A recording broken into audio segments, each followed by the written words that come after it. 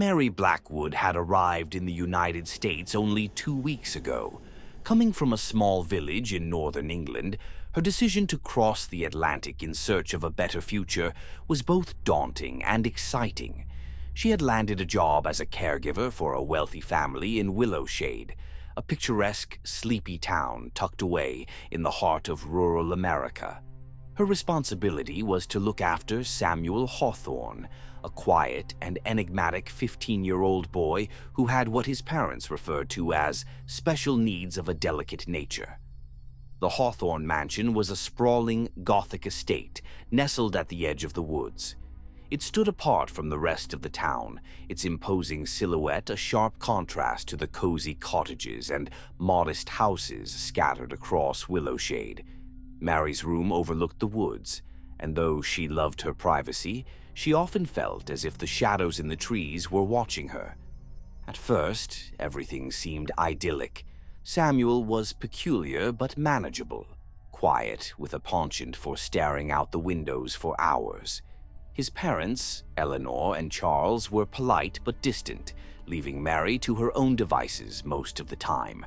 The townsfolk were friendly, though Mary noticed an odd hesitance whenever she mentioned the Hawthorne family.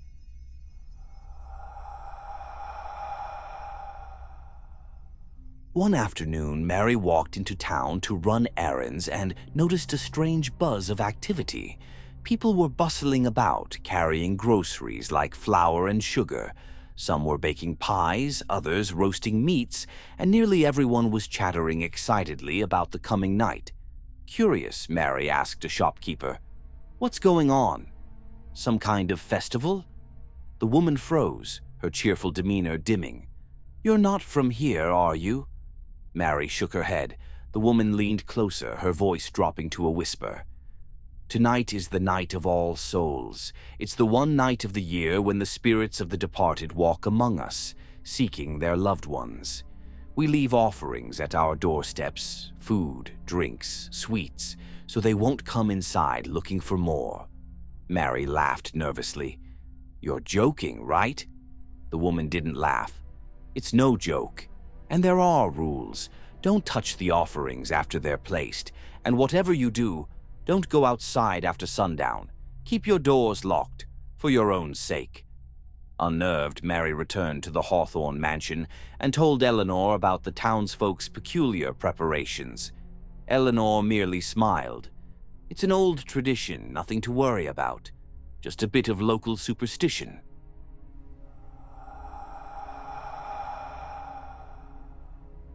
But that night, as the clock struck midnight, Mary couldn't sleep. She sat by her window, her eyes fixed on the faint glow of the moonlight filtering through the trees. Then she heard it, a low, eerie sound like whispers carried on the wind. Footsteps echoed faintly outside, though there was no one in sight. A sudden noise made her heart lurch. She hurried downstairs and froze in the foyer. The front door was ajar, and there stood Samuel, his frail figure illuminated by the pale light of the offerings on the porch. He was picking at the food, eating greedily, his hands trembling as he reached for more. "Samuel," Mary hissed, rushing forward. She grabbed him by the arm and pulled him back inside, slamming the door shut. "What on earth are you doing?" Samuel didn't answer. His wide, unblinking eyes seemed to look past her, as though he were staring at something, or someone, she couldn't see. The next few days were strange. Mary noticed unfamiliar faces in town, people dressed in old-fashioned clothing who seemed to vanish the moment she looked away. At night, she heard faint whispers outside her window, voices calling her name. Samuel grew more restless, often sneaking off into the woods despite Mary's protests. When she asked Eleanor and Charles about his behavior, they brushed her off, insisting it was just his way of coping. But Mary couldn't shake the feeling that something was terribly wrong. She began having vivid nightmares of shadowy figures reaching for her, their cold hands grasping at her wrists.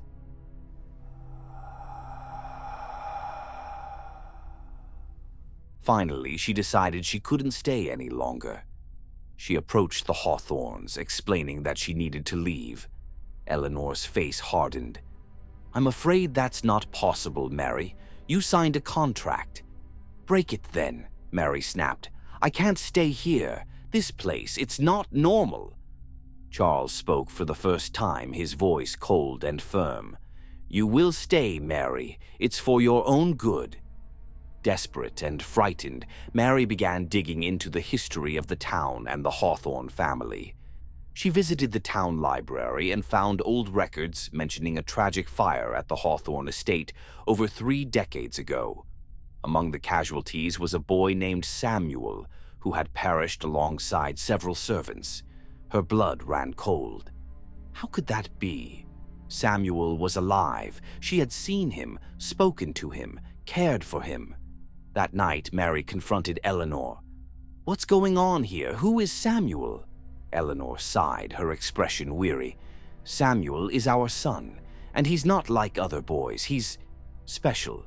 He's bound to this house, to this town, and he needs someone to take care of him. But why me? Mary demanded. Eleanor's gaze turned sharp. Because he chose you. Mary recoiled. What does that mean? You were brought here for a reason, Eleanor said softly. To end his wandering. He needs a companion, a bride. The room spun. Mary stumbled back, her breath hitching. The final pieces of the puzzle clicked into place as she realized the truth. Samuel wasn't alive. He was a spirit, trapped between worlds, and the Hawthornes were using her to free him. That night, Mary packed her belongings and prepared to flee. As the clock struck midnight, she crept down the stairs, only to find Samuel waiting for her, his hollow eyes filled with sorrow. Don't go, he whispered. Mary screamed and bolted past him, her heart pounding as she ran into the woods. The whispers grew louder, the shadows closing in around her. But she didn't stop. She reached the edge of the forest just as the first light of dawn broke through the trees. Turning back, she saw the Hawthorne mansion fading into the mist, its Gothic spires dissolving like smoke. Mary never returned to Willow Shade. She found work elsewhere and tried to move on, but the memories lingered.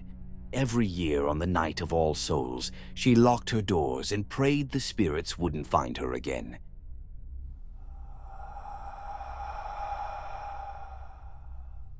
And you? Do you know what day is today?